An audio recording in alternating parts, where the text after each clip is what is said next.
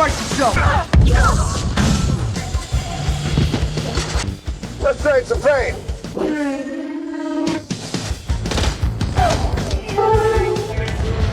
Huh? You trust me?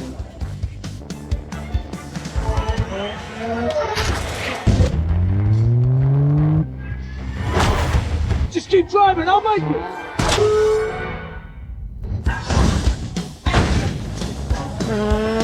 I got him, I got him.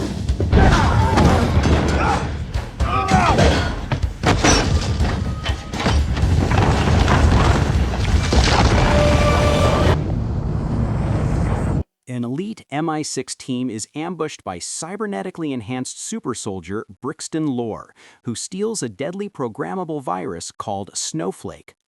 Agent Hobbs Shaw injects the virus into herself to prevent its dissemination and becomes a target, forcing her estranged brother Deckard Shaw and Luke Hobbs, two formidable adversaries, into an unlikely alliance to save her and the world from Brixton and the shadowy organization.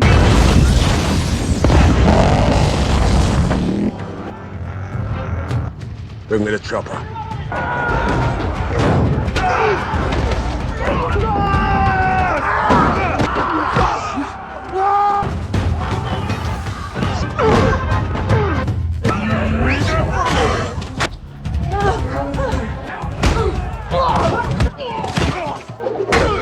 Too quick, heads.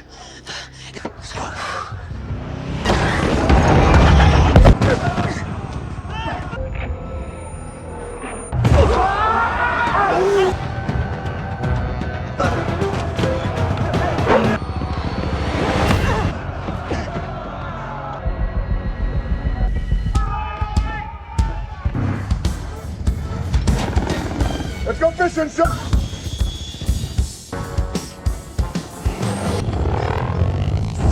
Welcome to my island, you take it up! Then I'll get her! I'll keep... I have a day off. What are you doing? Shit! We're coming!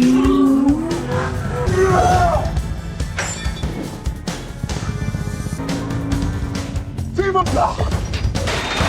Gonna need more weight!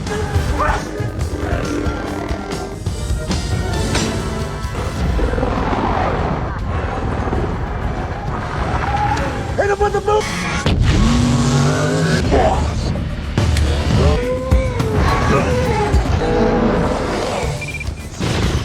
Incoming!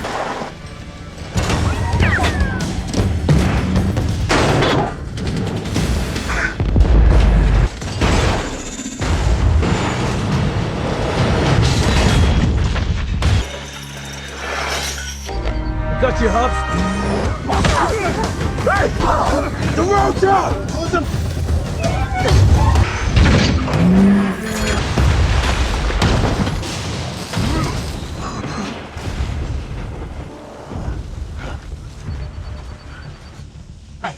You see the extraction time of... Henry! Ah, the numbers...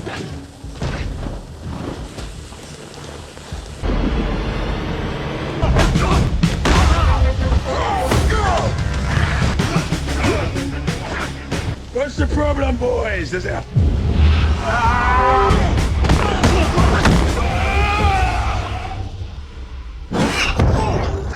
Time to work as a team. And I got yours.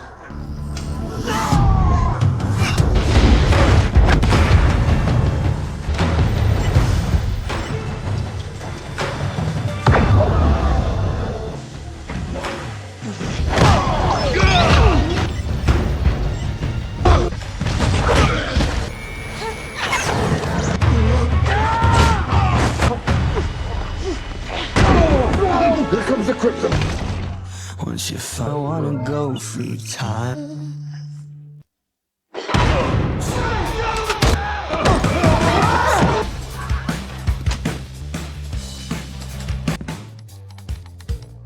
Asset secured. Whoa, I'm a bad guy.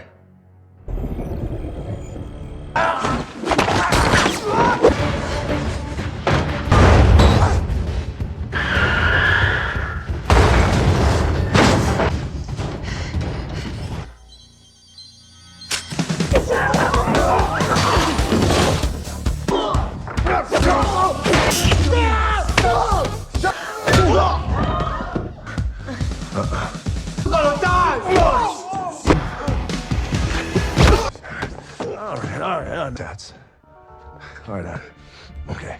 You get the idea. I don't know. I don't like that. Bloodhounds. Real. I'm hanging you out of a window. You're gonna... Stop!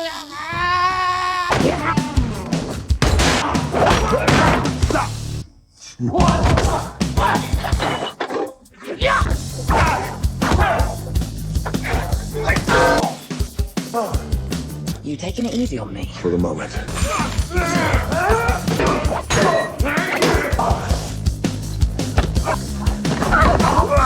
You gotta go to sleep now.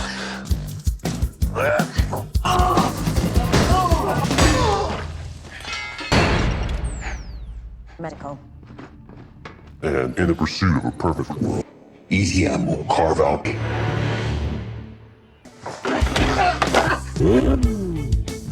Oh, when you saw her photo, you dead. I don't do that. Yes, you do. No, business to take care of, and I'll see you when I get home. Lunch, because it's dinner time. These fingers off of her. What are you doing? Going anywhere. That's disgusting. Girlfriend. Sister. Very funny hat. There are people out of here right We're now. all gonna die if she doesn't. I need to find a way to get them out.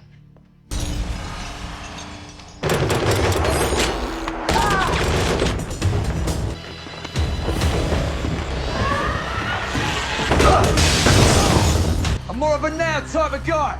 No one tells me what to do.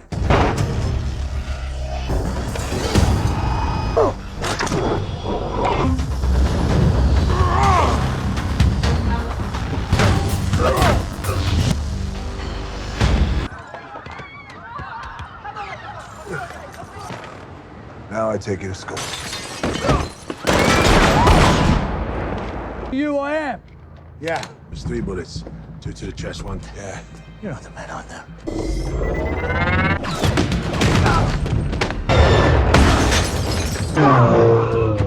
Stop! No, you. Alive.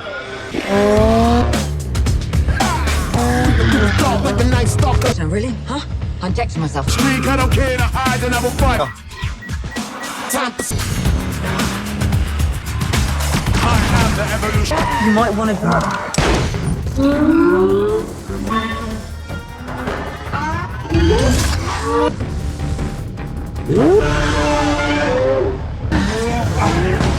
Have some curls.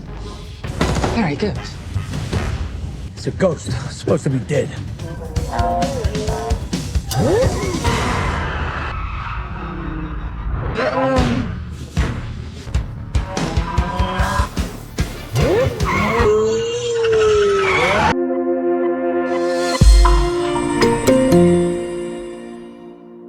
Hey guys, today we're diving deep into the explosive, action-packed, and delightfully ridiculous world of Fast and Furious presents Hobbs and Shaw.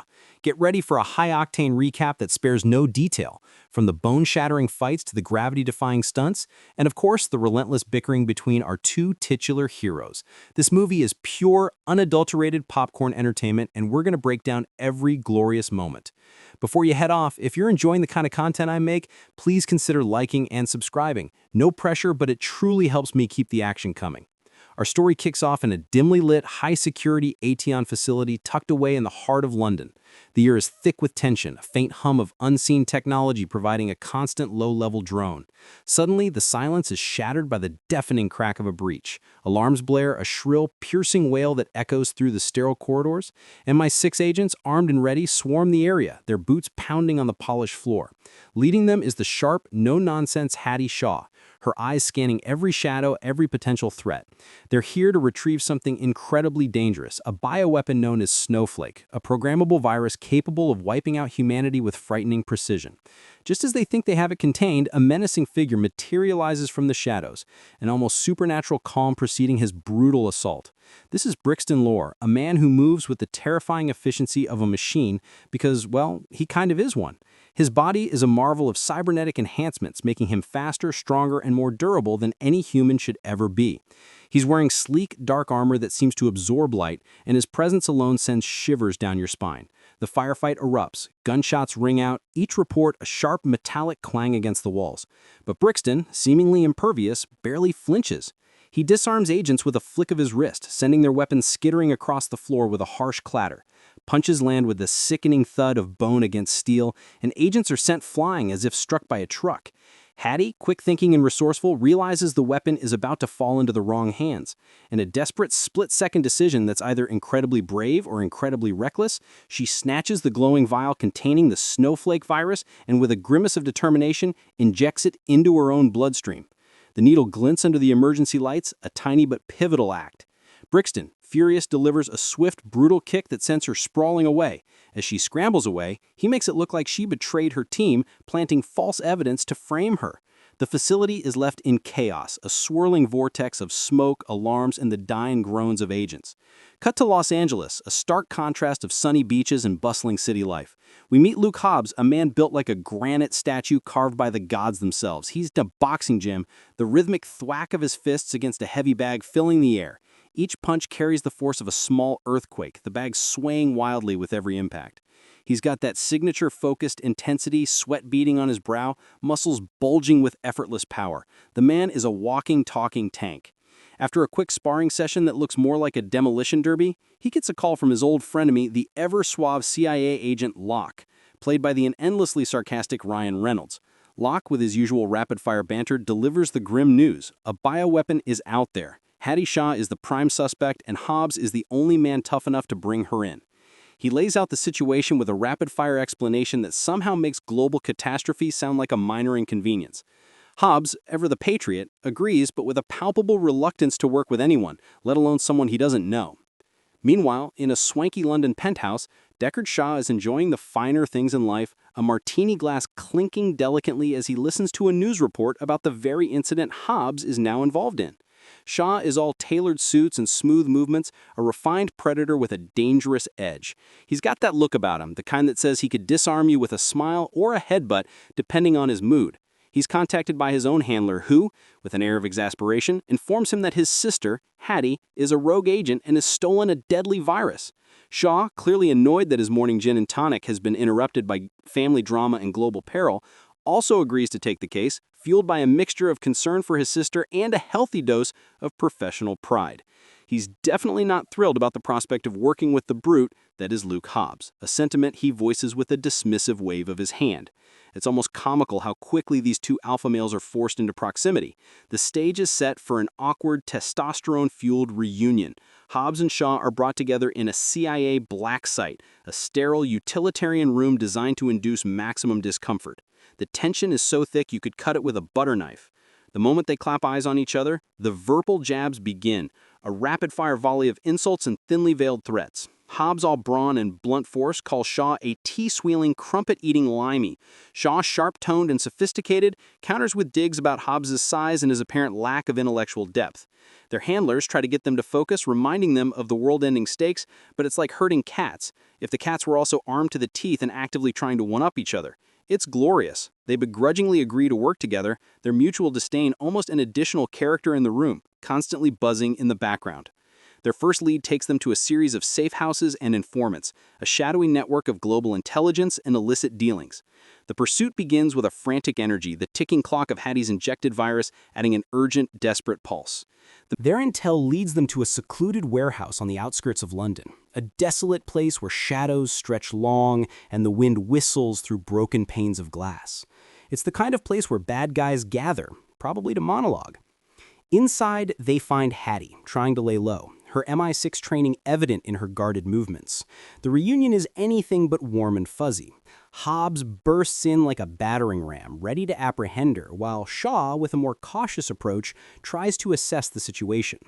Hattie, recognizing her brother but wary of Hobbs, immediately assumes they're there to arrest her. A brief but intense scuffle ensues, a flurry of precise blocks and swift counterattacks. Hattie, proving she's more than capable, matches their intensity.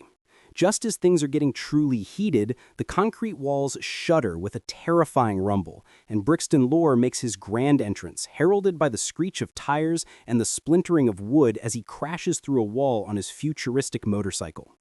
Brixton, with his glowing eyes and smug confidence, is a truly formidable villain. He refers to himself as Black Superman, which, let's be honest, is a bit on the nose, but he earns it. He moves with a terrifying speed, a blur of motion as he engages all three of them simultaneously. The fight inside the warehouse is a brutal ballet of close-quarters combat. Hobbs unleashes a barrage of powerful punches, each one aimed at Brixton's seemingly impenetrable armor, eliciting only a metallic clang and a slight recoil.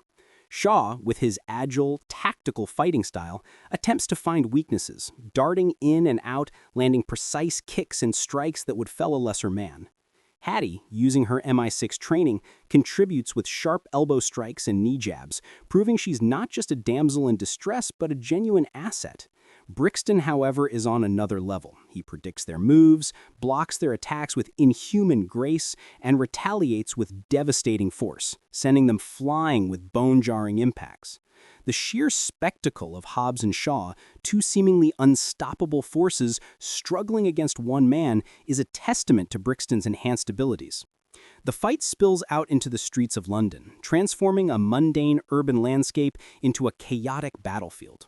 Brixton's motorcycle, an engineering marvel, practically drives itself, complete with a terrifying array of offensive capabilities.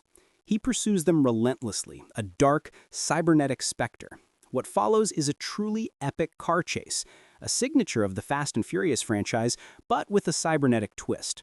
Hobbs, behind the wheel of a stolen high-performance car, expertly weaves through traffic, the engine roaring like a caged beast. Shaw, riding shotgun, provides a running commentary of sarcastic advice and tactical observations, much to Hobbs's annoyance.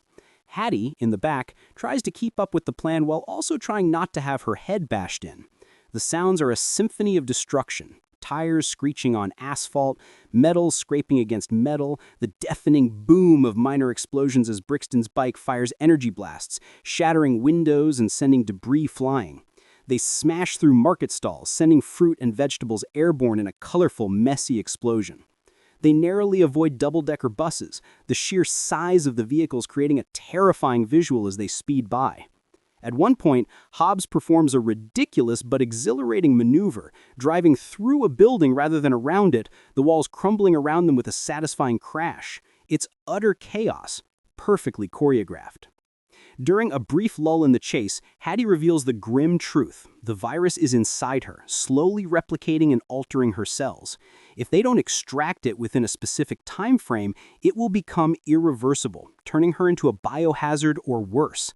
The urgency of their mission skyrockets, shifting from mere apprehension to a desperate race against time.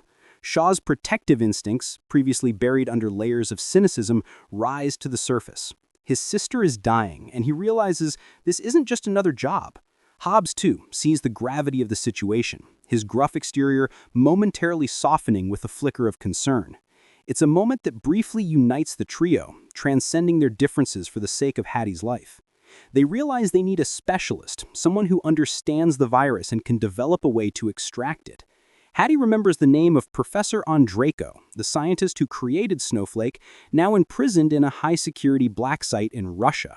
Because, of course, the answer to all global crises is always locked away in a Russian prison. It's a trope that never gets old. Their next destination is Moscow, a city shrouded in a perpetual dramatic gray, adding to the inherent tension of their mission. Getting into a maximum security Russian prison to extract a brilliant, but probably eccentric scientist is no small feat. Hobbs, with his usual direct approach, tries to leverage his contacts, but even his connections are limited in this shadowy world. Shaw, however, has a network of his own, a maze of illicit contacts and old favors owed, cultivated during his less-than-legal past. He uses his refined charm and a surprising amount of ruthlessness to set up the rendezvous. The prison itself is a formidable fortress. High walls, barbed wire, motion sensors, the whole 9 yards. It's got that chilling, metallic feel, where every step echoes and surveillance cameras watch your every move. The plan they hatch is audacious, involving a controlled breach and a covert extraction. The prison break sequence is a masterclass in tension and precision. Shaw, with his surgical precision, infiltrates the outer perimeter, disabling cameras and guards with swift, silent movements. The whoosh of air as a guard drops, the soft thud as another is subdued, create a sense of stealthy dread. Hobbs, meanwhile, creates a diversion, A spectacular explosion at a far end of the facility, the crump of the blast rocking the very foundations of the prison.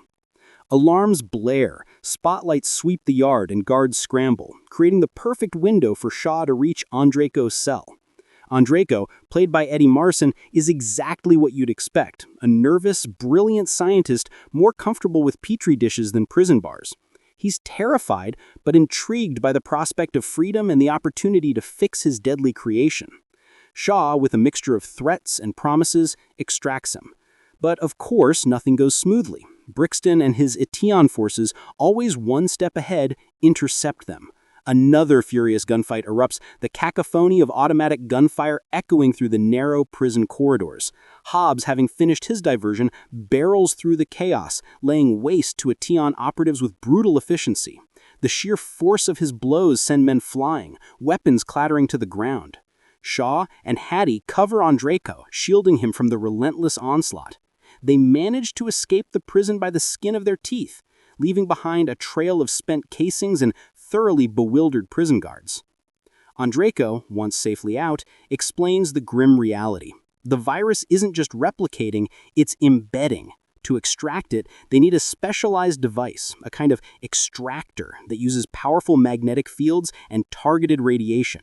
And where is this device? Naturally, it's at Etion's main research facility, a massive, imposing black site nestled deep within the industrial heartland of Ukraine. This place screams villain lair, with its massive, reinforced concrete structures and an aura of clandestine operations. The air around it feels heavy, almost oppressive. Getting into this place is even more difficult than the Russian prison. This facility is bristling with security, armed guards patrolling, automated sentry guns, and advanced surveillance systems that would make even a seasoned spy sweat. Our three, along with Andrejko, devise an incredibly risky plan. Hobbs decides on a frontal assault, creating a massive diversion with a heavy-duty transport vehicle, essentially using it as a battering ram to get inside. The crash of metal on concrete is deafening, a deliberate act of brute force that announces their arrival. Shaw, with his superior stealth and technical know-how, navigates the internal systems, trying to disable defenses and open pathways. Hattie, ever the pragmatic agent, works alongside him, coordinating their movements and providing tactical support. The infiltration is a symphony of coordinated chaos. Hobbs, a one-man wrecking crew, barrels through waves of Etion guards. The thud of his fists, the crunch of bodies hitting walls, the clatter of discarded weapons. It's a visceral, no-holds-barred assault. He plows through multiple layers of security, absorbing blows that would pulverize ordinary men. Meanwhile, Shaw and Hattie are engaged in a more intricate dance, dodging laser grids, hacking into computer terminals, and neutralizing guards with swift, silent takedowns. The whir of automated turrets spinning to life, followed by the zap of energy blasts, adds another layer of danger. They communicate in clipped, urgent tones, their voices barely audible over the increasing sounds of battle. They locate the lab where the extractor device is kept, a high-tech chamber filled with blinking lights and whirring machinery. Just as they manage to retrieve the device, Brixton makes his reappearance, leading a squad of his enhanced shock troopers. Another brutal confrontation ensues. Andrejko, in a moment of panic and self-sacrifice, attempts to warn them about a trap, but is brutally gunned down by Brixton. His final breath is a gasp, a tragic end to the man who could have saved them all, making their task even harder. The loss of Andrejko is a punch to the gut, leaving them without their expert. They escape the collapsing facility, the roar of alarms and the whoosh of escaping air filling their ears, barely making it out alive with the crucial device in hand. Hattie's condition is deteriorating rapidly. The virus is accelerating, its microscopic tendrils weaving deeper into her very being. Time is running out. They realize they can't trust anyone. Governments, agencies, even their own shadows feel compromised by Etion's far-reaching influence. This shadowy organization, led by a mysterious figure known only by his voice, seems to be everywhere. They need a place off the grid, somewhere remote, somewhere they can be completely alone and safe, both from Etion and from any potential collateral damage if the extraction goes wrong. Hobbs, ever the strategist, floats an idea, a place Hobbs knows well, a place fiercely protected by family and tradition: Samoa, Hobbs' home. The mere mention of Samoa brings a complicated mix of emotions to Hobbs' usually stoic face. He's been estranged from his family for years, leaving a legacy of unspoken grievances and unresolved conflicts. Going back means facing them, facing his past. But with Hattie fading fast, he has no other choice. It's a desperate gamble, but it's their only one. The journey to Samoa is fraught with tension. Hattie is racked with pain, her body writhing in silent agony, the visual signs of the virus becoming more pronounced. The air in their makeshift transport is thick with worry and the rhythmic thrum of the engine. Shaw constantly checks on her, a genuine fear in his eyes, while Hobbs drives with a grim determination, his jaw set, preparing for the emotional confrontation awaiting him. They arrive in Samoa, not to the welcoming embrace of family, but to a wary, almost hostile reception. The island is beautiful, a verdant paradise of lush greenery and crashing waves, but the atmosphere is thick with unspoken history. Hobbs' family, particularly his formidable mother and his 3 imposing brothers, Jonah, Mateo, and Timo, are not easily swayed. There's a palpable friction, a tension born from years of absence, and a deep-seated resentment that Hobbs abandoned his family and their traditional way of life.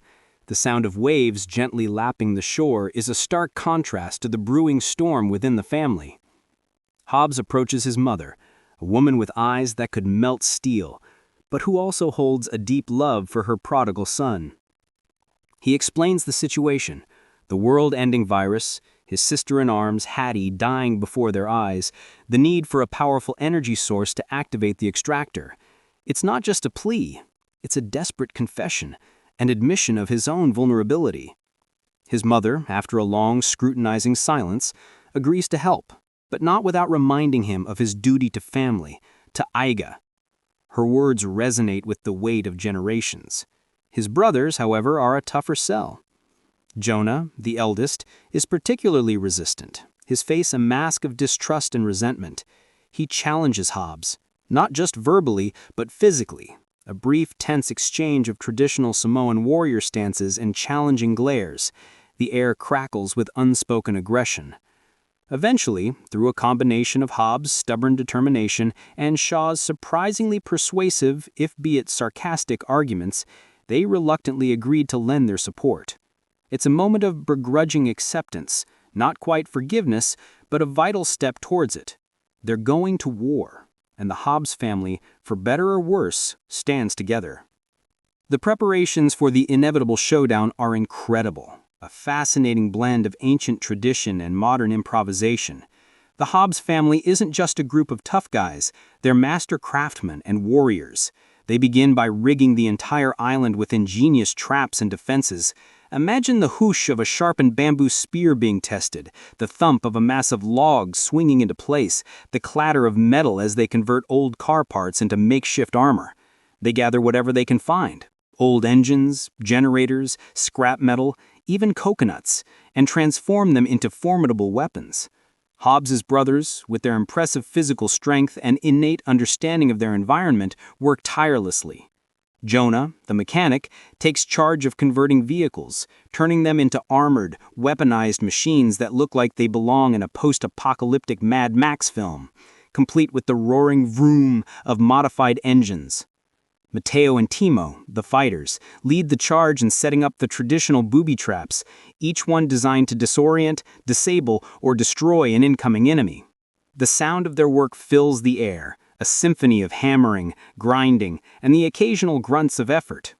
Meanwhile, Hattie and Shaw are holed up in a makeshift lab, a hut powered by a jury-rigged generator, the whirring of its motor a constant backdrop. They meticulously work on the extractor device, trying to understand its complex mechanisms without Andrejko's guidance. The device itself is a marvel of advanced technology, glowing faintly with intricate lights. Shaw, with his surprising scientific acumen, reads through Andrejko's notes, a frantic search for clues. Hattie, despite her worsening condition, offers what little insight she has, her face pale but determined. They connect it to a massive, custom-built generator, hoping to provide the immense electrical charge needed for the extraction. The air is thick with anticipation and dread, the ticking clock of Hattie's virus a constant silent pressure. They know Etion is coming, and they need to be ready. Just as they finalize their preparations, the first signs of Etion's arrival appear on the horizon, a menacing fleet of heavily armed vehicles and advanced drones cutting through the serene Samoan landscape. The whine of drone engines grows louder, cutting through the natural sounds of the island like a serrated knife. Brixton Lore, leading the charge from his command vehicle, broadcasts a chilling message, his voice distorted and amplified, echoing across the island. Surrender Hattie and the device, or face total annihilation. Hobbs's mother, standing tall and defiant, broadcasts back a powerful, traditional Samoan war cry, her voice resonating with ancient pride and defiance.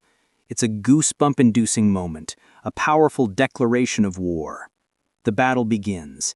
Etion forces pour onto the island, a tide of technologically superior soldiers, their weapons spitting fire with rapid crack-crack-crack reports. But they are met with a furious, unyielding resistance. The Hobbs family, augmented by their friends and allies, unleash their ingenious traps. The ground explodes with concealed mines, sending Etion vehicles flipping with a deafening thud and scrape of metal. Sharpened bamboo stakes impale attackers. Swinging logs flatten entire squads, the crump of impact sickeningly effective. It's a testament to human ingenuity and the power of home field advantage. Hobbs, roaring like a primal beast, charges into the fray, a blur of muscle and righteous fury. He wields a massive, traditional Samoan war club, each swing delivering a crushing blow, the whoosh of air preceding the crunch of impact against Etion armor. He's a one-man wrecking crew, throwing enemies around like rag dolls, their shouts of pain echoing through the chaos. Shaw, ever the pragmatist, takes to the skies in a helicopter, modified by Jonah to be a flying fortress with Hattie strapped into the extraction device in the back. His mission is to provide air support and get Hattie to the precise location for the extraction without being shot down. The whop-whop-whop of the helicopter blades dominates the sky, a rhythmic heartbeat against the backdrop of explosions and gunfire. He skillfully maneuvers through a hail of Etion fire, the pang of bullets ricocheting off the chopper's reinforced chassis. Hattie, despite her increasing pain, monitors the device, her face etched with concentration. The visual spectacle is astounding. Ancestral fighting techniques clashing with futuristic technology.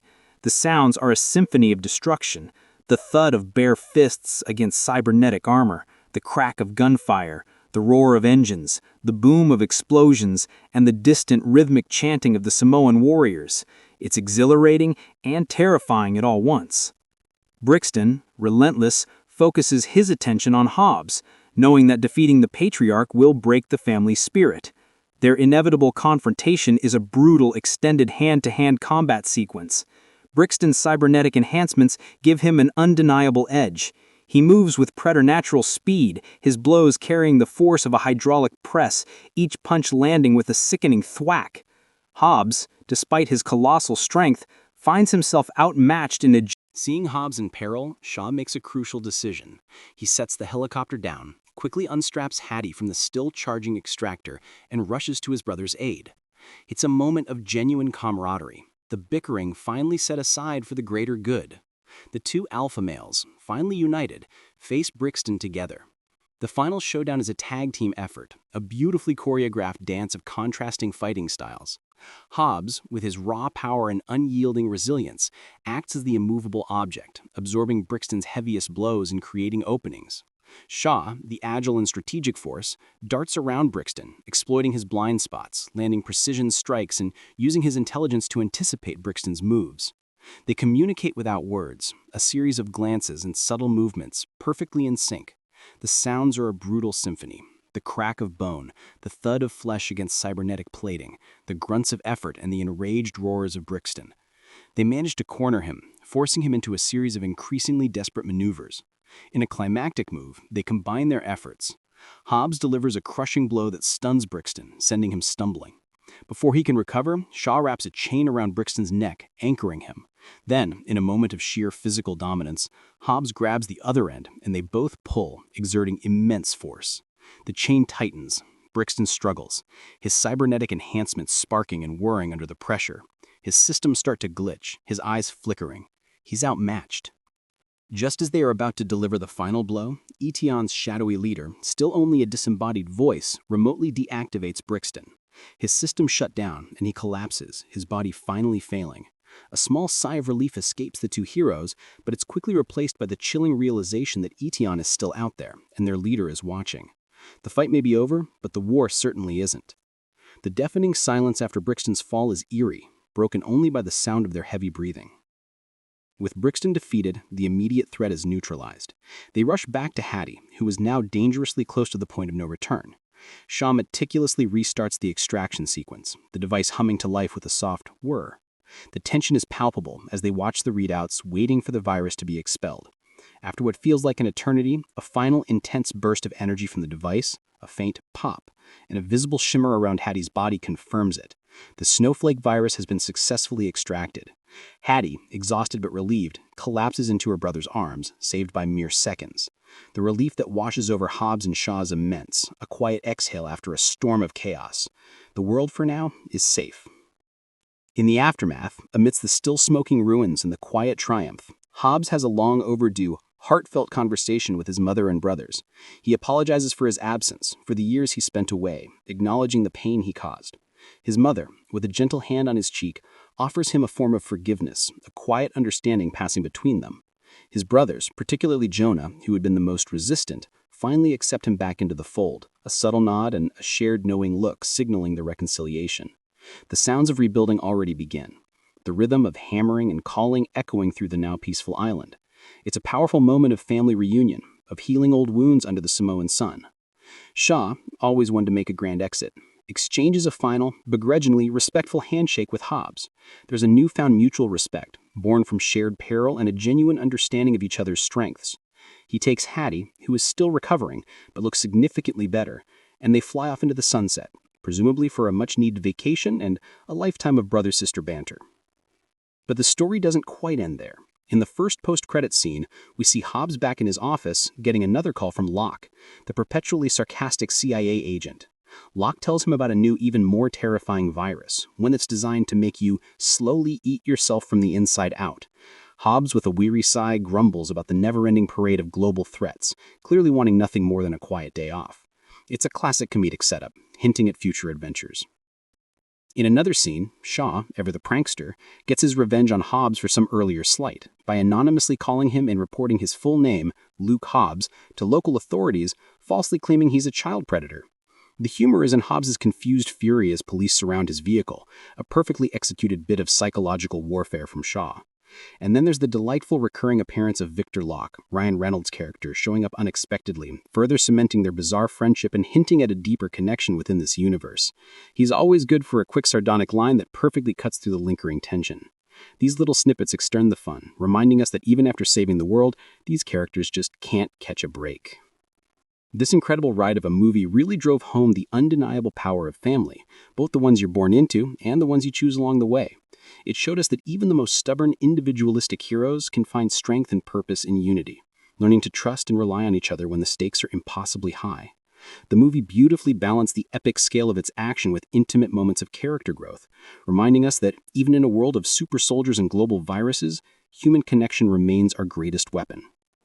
Ultimately, Hobbs and Shaw is a bombastic, unapologetic thrill ride that completely delivers on its promise of over-the-top action and hilarious banter. It's a testament to the idea that sometimes all you need is a pair of charismatic leads, a world-ending threat, and an insatiable desire to push the boundaries of physics. It might just be the most fun you can have with a movie about saving the world.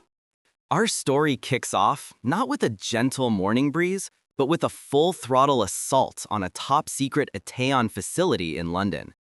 MI6 agent Hattie Shaw, dressed in tactical gear, moves with a purpose, her objective clear: retrieve a biological weapon dubbed Snowflake. The facility is a mess of flashing lights and alarms blaring, the metallic clang of boots echoing through sterile corridors as she navigates the chaos. She's quick, efficient, a whirlwind of controlled motion, breaching security with the silent grace of a seasoned operative. The tension is palpable, a tight knot in your stomach as she approaches the containment unit. Inside, a glowing vial, the very definition of a ticking time bomb. But just as her fingers brush against the cold glass, an unexpected element crashes the party, quite literally. Suddenly, a hulking, imposing figure, cloaked in black, descends from the ceiling like a particularly aggressive bat. This is Brixton Lore, a name that just screams bad guy. His entrance is anything but subtle, a crash of glass and metal, and the whoosh of his coat as he lands. He's got that classic villain vibe, all dark, menacing eyes and a voice that sounds like gravel being chewed.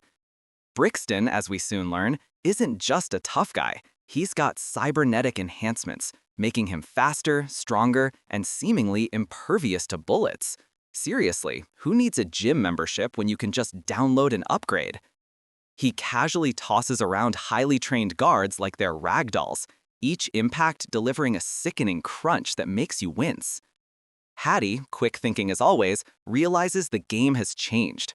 With no other option, she smashes the vial and injects the snowflake virus into her own bloodstream, making herself the unwitting carrier and the most dangerous woman on the planet. Brixton, predictably, is not amused. The facility explodes into an even greater symphony of destruction, a cacophony of shattering glass and roaring flames as Hattie makes her escape, the entire scene leaving a trail of fire and unanswered questions.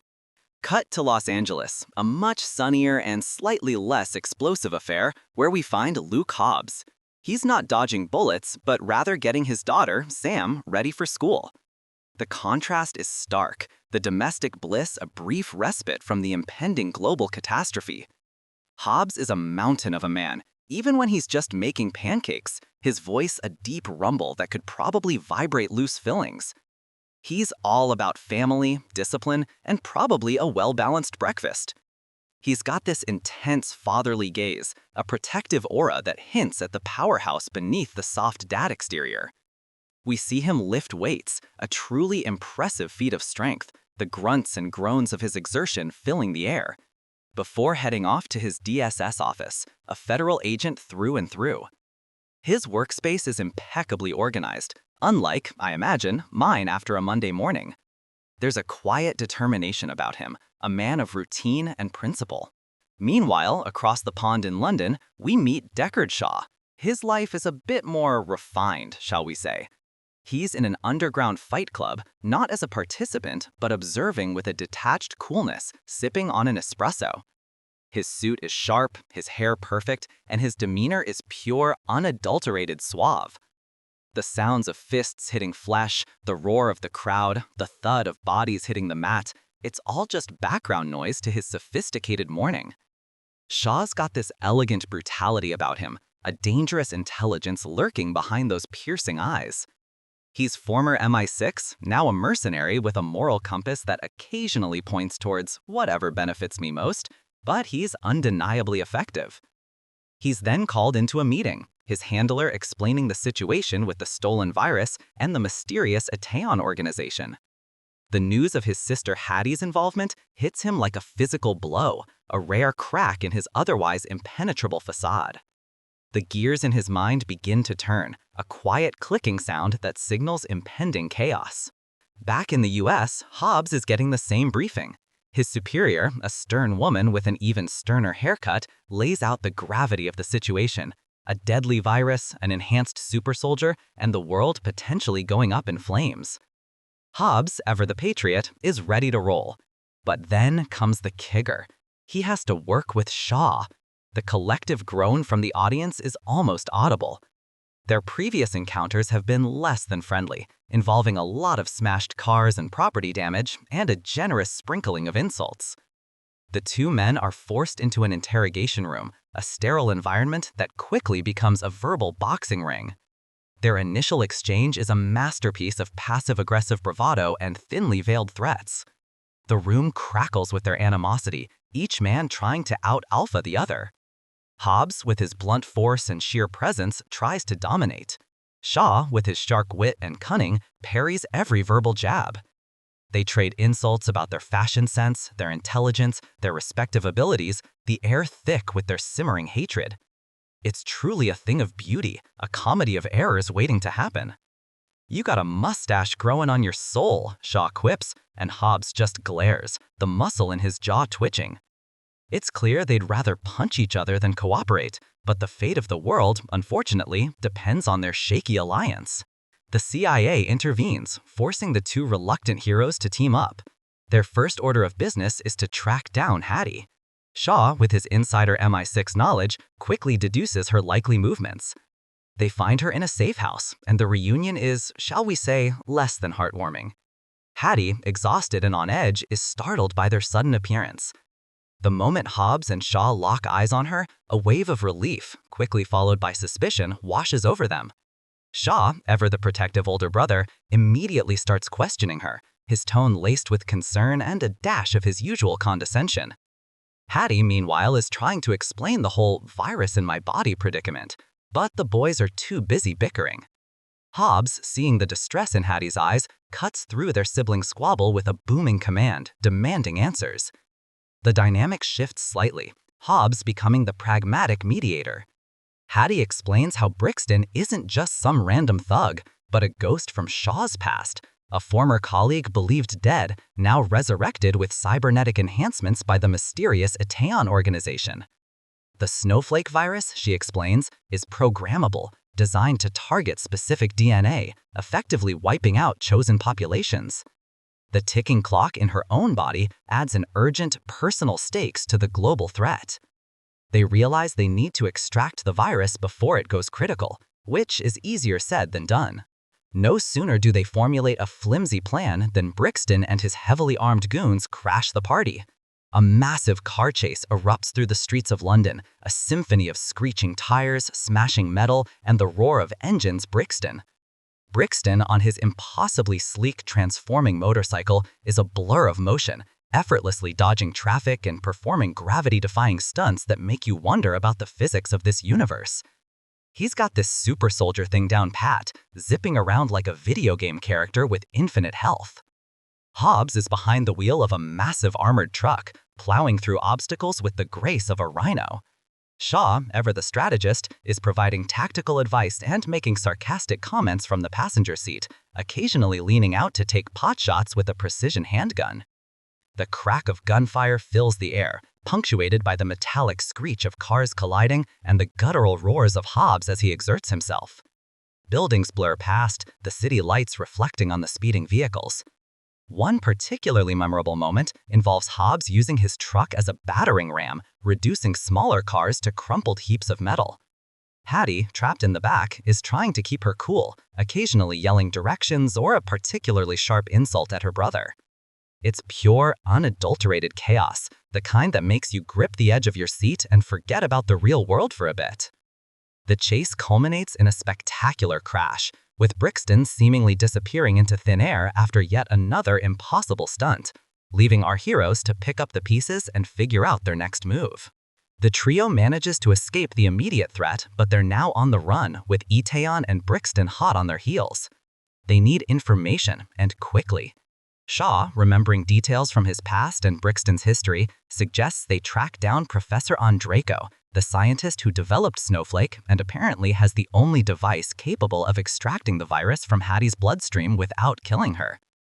Their journey takes them to Moscow, a city known for its beautiful architecture and apparently incredibly difficult to find rogue scientists. The mood is tense, the banter sharper, as the pressure of the ticking virus clock weighs heavily. Hobbs and Shaw continue their verbal sparring match, even as they work together. "You're like a poorly maintained tank," Shaw might say, only for Hobbs to retort, "And you're a porcelain doll with a tiny mustache." It's their love language, apparently. They arrive in Moscow, navigating its crowded streets and bustling markets. The sounds of foreign languages and distant traffic a constant hum around them. Their intelligence leads them to a shady underground black market, a den of whispers and illicit dealings.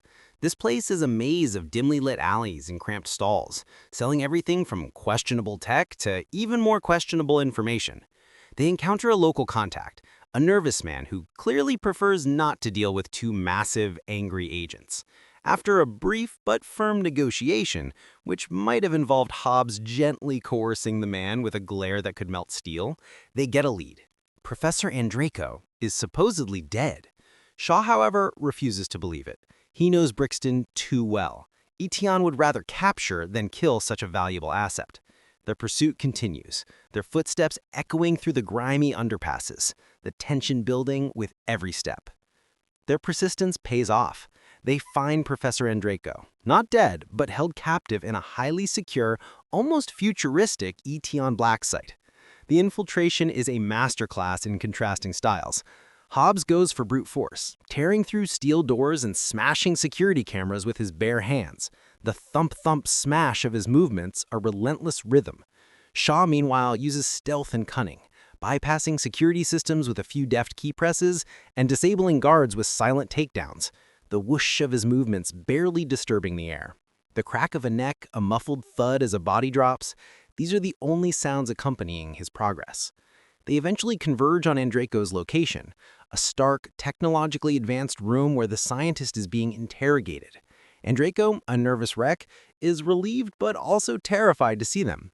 He confirms the virus's devastating potential and reveals that the extraction device he built is indeed the only solution. However, there's a catch, a big one. The device requires a unique activation key and a precise environment to operate, located at his secluded research facility in Chernobyl. Of course it is, because nothing is ever simple in these movies. He also mentions that Brixton plans to weaponize the virus, not just release it, but control its spread. This information adds a whole new layer of urgency, pushing the stakes even higher. The plan is set. Get Andreyko, get the device, get to Chernobyl. Easy peasy, right? Their escape from the Etion monarch is, as expected, a destructive ballet of bullets and broken glass. Brixton, ever the persistent antagonist, shows up with an army of highly trained mercenaries, all clad in black with their automatic weapons spitting fire. The air is thick with the smell of gunpowder and burning metal. Hobbs is a human wrecking ball, shrugging off punches and returning them with bone-jarring force, the crack of his fists against helmets and body armor reverberating through the facility. Shaw, a whirlwind of calculated violence, takes down multiple opponents with a fluidity that belies his power, incorporating close-quarter combat with precision shooting. He moves like a dancer, each movement economical and deadly. Hattie, holding her own, is surprisingly adept with a firearm, proving that badasses run in the Shaw family. Andreyko, bless his cotton socks, mostly just screams and tries to avoid getting hit, which honestly is a perfectly valid strategy. The sounds of the battle are deafening. Automatic weapon fire, the metallic clatter of shell casings, the grunts of exertion, and the occasional explosive decompression as one of Hobbs' punches sends a goon flying through a reinforced wall. They battle their way through corridors, up stairwells, and across a dizzying array of catwalks. The constant thud of boots and the sharp reports of gunfire their unwelcome soundtrack. Brixton, with his enhanced strength and speed, is a constant, terrifying threat. He engages Shaw in a brutal hand-to-hand fight, each punch and kick landing with the force of a small hammer. The whoosh of Shaw dodging, the thud of a blocked blow, the grunt of effort, it's a raw, visceral confrontation. Meanwhile, Hobbs is taking on a squad of heavily armed men, using anything and everything as a weapon, including a fire extinguisher and, at one point, a very angry microwave. The scene is a chaotic masterpiece, each hero playing to their strengths, a symphony of destruction. They finally make it to their escape vehicle, a heavily armored Etion transport, only for Brixton to corner them on a rooftop. The tension is palpable, the wind whipping around them as they stand on the precipice of a skyscraper. Brixton, in his sleek, form-fitting suit, declares himself Black Superman, a rather self-aggrandizing title, but his abilities certainly back it up. He taunts Shaw, reminding him of their shared past and how he designed Brixton. This fuels Shaw's rage, adding a personal vendetta to the global mission. A dramatic confrontation ensues, culminating in a daring escape involving a massive rope and a skyscraper rappel that would make any stunt coordinator sweat. The whoosh of the rope cutting through the air, the frantic scrambling, the desperate yells, it's a heart-stopping sequence. They manage to get away, but not without further damage to their egos and their ride, leaving Brixton seething on the rooftop, promising retribution. With Professor Andreyko in tow and the knowledge of the Chernobyl facility, the trio realize they need a place to regroup, repair, and prepare for the final confrontation. Shaw knows a guy, or rather his old bunker in the English countryside. It's a surprisingly high-tech hidden lair, complete with advanced computers, weapons, and, naturally, a fully stocked bar. The brief calm before the storm allows for more banter, more planning, and a few more jabs at each other's expense. Hobbs is still trying to wrap his head around Shaw's complex network of contacts and hidden assets. "You seriously have a secret lair?" Hobbs deadpans, looking around with a mixture of suspicion and grudging respect. Shaw, of course, just smirks. However, Etion technology is advanced, and they're quickly tracked down again. The bunker is compromised, leading to another explosive confrontation. This time it's a contained battle within the close quarters of the bunker. The thud of heavy boots on metal floors, the whiz of energy weapons, and the clang of wrenches, yes, wrenches, hitting skulls fill the air. Our heroes, now a slightly more cohesive unit, fight side by side. Hobbs, with his raw power, creates openings, while Shaw, with his precision, exploits them. Hattie, surprisingly effective in close-quarter combat, uses her agility to her advantage, ducking and weaving through the fray. Andreyko, again, mostly stays out of the way, providing anxious updates on the virus's progression inside Hattie. The bunker, a testament to Shaw's meticulous planning, is soon a shambles, wires sparking, alarms blaring, the air thick with smoke and the smell of ozone. They narrowly escape, the bunker collapsing behind them in a shower of sparks and falling debris, cementing the understanding that nowhere is truly safe from Etion. Realizing they need a stronghold, a place where they can fight on their own terms, Hobbs has an idea. A wild, desperate idea. Samoa, his ancestral home. This is where the movie truly leans into the family aspect of the Fast and Furious franchise, albeit with a Hobbs-sized twist. They charter a private plane, a moment that gives us more comedic gold as Hobbs and Shaw argue over seat assignments and who gets the window. Belong Flight gives them a chance to hash out their plan, and Draco explains the intricacies of the extraction device, emphasizing that it's extremely delicate and requires a massive power source, which coincidentally, a small island probably doesn't have an abundance of. Landing in Samoa is like stepping into a different world. The lush greenery, the sounds of the ocean, the vibrant culture, it's a stark contrast to the concrete jungles they've been fighting in. Hobbs is greeted by his entire extended family, a joyous, boisterous, and overwhelmingly massive group. They're introduced to his mother, who, despite her small stature, clearly runs the entire operation with an iron fist and a loving heart. The immediate welcome is warm, filled with traditional songs and the deep thrum of drums, a stark juxtaposition to the high-tech, deadly world they just left. Shaw and Hattie are initially overwhelmed, Hattie finding a surprising sense of comfort amidst the chaos, while Shaw, ever the reserved Brit, struggles to navigate the affectionate, physical nature of the Hobbs clan. He looks like a fish out of water, trying to maintain his suave demeanor while being hugged by what feels like 50 people. Hobbs, in his element, explains the situation to his family, and to a man and woman, they rally to his side. The spirit of aloha, Hawaiian for family, is strong, and it's a powerful moment, showing that even the biggest, baddest federal agent needs his roots. The Samoan setting provides a much-needed breath of fresh air, literally and figuratively. They need to figure out how to power Andreyko's device for the extraction. Hobbs' family surprisingly has some rather ingenious solutions involving old car batteries, generators, and a whole lot of creative wiring. The island, while beautiful, quickly becomes a makeshift fortress. Hobbs' relatives, who are all apparently skilled mechanics, farmers, or just generally tough individuals, begin setting up defenses, rigging booby traps, and preparing for an inevitable invasion. The sounds of metal clanging, generators humming, and the distant roar of the ocean become the backdrop to their preparations. There's a particular scene where Hobbs is teaching his family how to use a makeshift slingshot to launch projectiles, and it's both ridiculous and genuinely heartwarming. Shaw, initially skeptical of their primitive methods, slowly begins to realize the strength in their unity and their deep connection to the land. Hattie, seeing the warmth of Hobbs' family, opens up a little, finding a temporary sanctuary. This pause also allows for some crucial character development, particularly between Hobbs and Shaw, who are starting to grudgingly respect each other's unique strengths, though the insults haven't completely stopped. The calm, of course, doesn't last. Brixton, true to his word, locates them. His Etion forces descend on Samoa in a fleet of heavily armed helicopters, a thunderous roar ripping through the peaceful island air. The final battle begins, and it's an absolute spectacle. The first wave of attackers drops in, and the battle explodes. The Hobbs family, armed with an array of traditional weapons mixed with modern firearms, meets them head-on. It's a clash of cultures, old versus new, family loyalty against corporate-backed super soldiers. The beach turns into a war zone, the sounds of tribal war cries mixing with the sharp crack of automatic rifle fire and the rhythmic thud of bodies hitting the sand. Hobbs leads the charge, a force of nature, using his sheer size and strength to devastate Etion soldiers. He grabs a heavy chain, probably used for mooring a boat, and wields it like a weapon. The metallic clamp. The final confrontation with Brixton is a brutal personal affair. Hobbs and Shaw tag team him, their combined strength and skill finally giving them an edge against a seemingly invincible black Superman.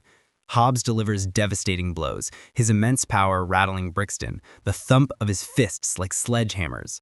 Shaw, quicker and more agile, exploits openings, landing precise strikes that exploit Brixton's weaknesses. The two men, once bitter enemies, now fight as a well-oiled machine, their insults becoming less venomous and more like playful banter, a sign of their burgeoning respect.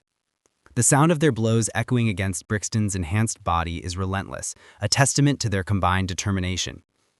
Meanwhile, Hattie is frantically working with Andrico on the extraction device, the whirring growing louder, the glowing lights flashing with increasing urgency. The EMP is activated, sending a massive electromagnetic pulse across the island. The sound is a sharp, almost silent whoosh, followed by an eerie, sudden cessation of all modern technology. Etion's helicopters fall silent, their engines sputtering and dying as they plunge from the sky. Brixton's enhancements flicker, his strength and speed wavering, giving Hobbs and Shaw the opening they need. With Brixton's tech compromised, his superpower fades, leaving him vulnerable. The final blows land with satisfying force, a culmination of their efforts. Brixton is finally defeated, collapsing in a heap, his self-proclaimed invincibility shattered. In the aftermath, the extraction device successfully removes the snowflake virus from Hattie, a moment of profound relief for the trio and the entire Hobbs family. The island, though scarred by battle, hums with a renewed sense of peace. The team, battered but victorious, watches as the last traces of Etion are dealt with. Hobbs and Shaw share a rare moment of genuine respect, their verbal jobs now tinged with genuine camaraderie. They've saved the world, forged an unlikely friendship, and proved that even the biggest egos can work together for a common cause. The movie ends with various heartwarming and hilarious post-credit scenes. Hobbs is back in Los Angeles watching Sam play football, but this time with a new appreciation for the simple moments. Shaw visits his mother in prison, having a wonderfully sarcastic conversation about her escape plans, hinting at future adventures for the Shaw family. There's even a moment where Hobbs tries to prank Shaw with a phone call, further solidifying their newfound, albeit still antagonistic, friendship. These scenes leave us with a smile, a promise of more ridiculous adventures, and the knowledge that the world is safe, at least for now, thanks to two men who really hate each other. As the dust settles and the roar of engines fades into the distance, we're left with a profound sense of the power of unity, even among the most disparate individuals. It's a testament to the idea that family, whether by blood or forged in fire, is our greatest strength, capable of overcoming seemingly insurmountable odds. The journey of Hobbs and Shaw reminds us that sometimes the greatest adversaries can become the most unexpected allies, and that heroism often wears a smirk and a tactical vest. It's about finding common ground in the face of global threats, and realizing that sometimes the best way to save the world is to stop bickering and start brawling. Hobbs and Shaw is an absolute blast, a perfectly self-aware spectacle that knows exactly what it is and delivers it with unapologetic swagger. It's a riotous spin-off that proves the Fast and Furious universe still has plenty of gas in the tank, driven by the electrifying chemistry of its two leads. A pure, unadulterated dose of popcorn fun that leaves you grinning and wanting more. Yeah? How about you show me right now? All right. That's a low blow. Don't say that. Don't argue. Wanna go through time with such a the things I want surrounding love to live.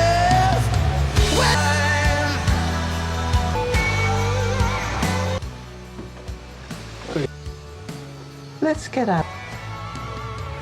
Grandma. It's good to be home, Musa.